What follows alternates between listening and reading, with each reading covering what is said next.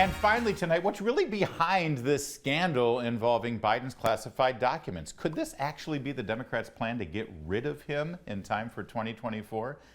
Well, let's face it, even the Democrats were surprised Republicans didn't do better in the last midterms. Chuck Schumer staying in control of the U.S. Senate and Kevin McCarthy only having a handful of seats for his majority in the House was interpreted by many in this town as a victory for President Joe Biden.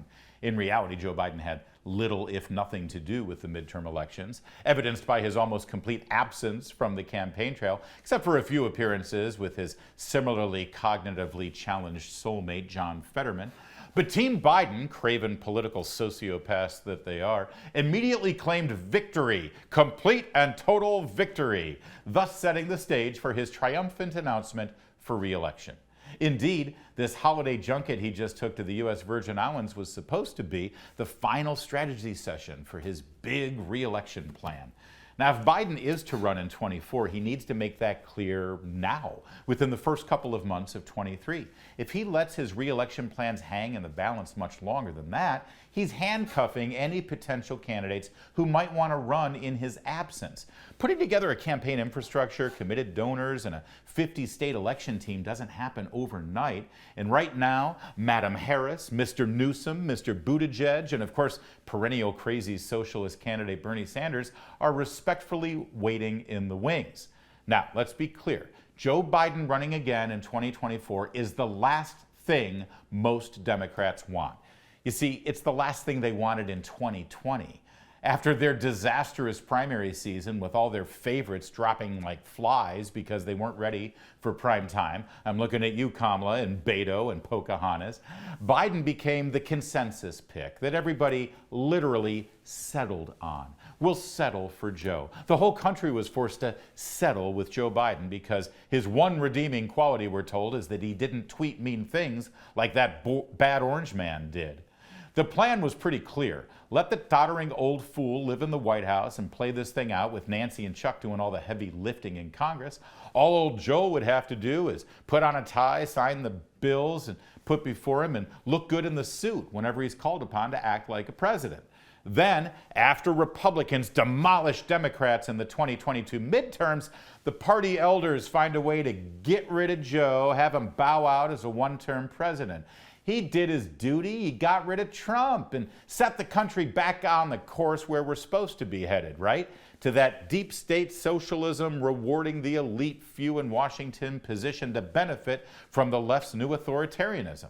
But all that changed in November. Now, Dr. Jill and the handful of true Biden believers actually think he's capable of running for a second term, thus screwing up Team Obama's grand vision for our socialist utopian future. So, we hit the second week of January, right when the re-election plan should be forming, and somebody finds classified documents in a closet of Biden's long-forgotten and irrelevant think tank. You know, whoever invented the English language never conceived the words Biden and think tank would be used in the same breath, but here we are. Then a second wave of classified documents are found, and before you know it, people start expressing very real concerns. Oh, now let's be clear. The concerns have nothing to do with the actual protection of classified documents and state secrets. And the concerns have nothing to do with this craven political animal and his political junkie family grubbing Chinese money every chance they have, thus prostituting our national security for the next big crack binge. No, the biggest concern is with Biden's classified document debacle is that it takes a major weapon that was supposed to be used against Donald Trump away from the left and the Justice Department.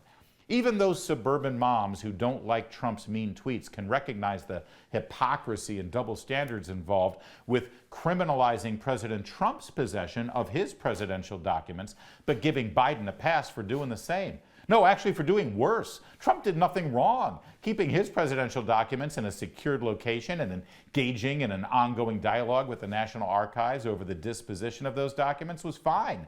Biden, on the other hand, he had at least 2 caches of classified documents in 2 different unsecured locations. It isn't really a double standard since Biden's recklessness is palpable and the accusations against Trump are at best debatable.